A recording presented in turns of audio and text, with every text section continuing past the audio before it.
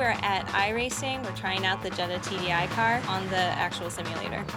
We put the TDI Cup in the simulation, and it's one of the most popular cars because it's just a blast to race it. They have the Jetta TDI, they have the track. The practice doesn't get any better than that. This is VIR, so this is the track we raced on for our first races.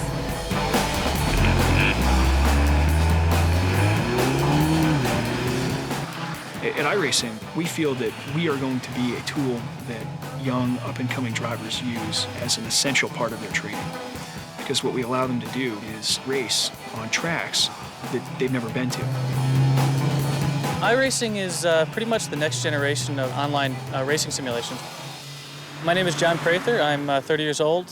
I was the #1 I-rated North American driver.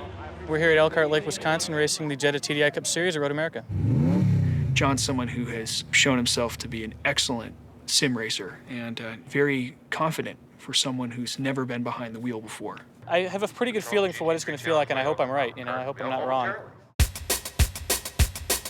Racing is a very interesting sport in that most people never get a chance to see what it's like to actually do it.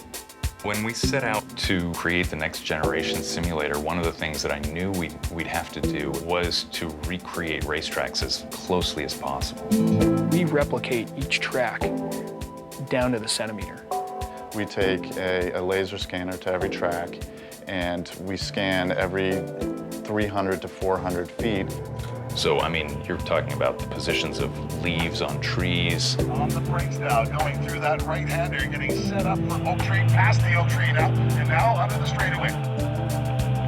So every bump and every seam on the racetrack is pretty much identical.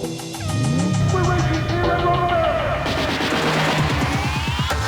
It was my first time ever in a race car, so going from the sim to that was quite an experience. I remember what it was like to get into the car for the first time and actually get strapped in and dealing with the flood of emotions.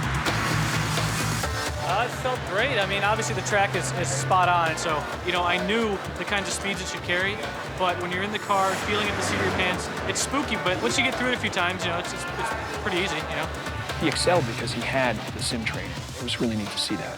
I firmly believe that sim racing is going to become a force in real racing in the coming years.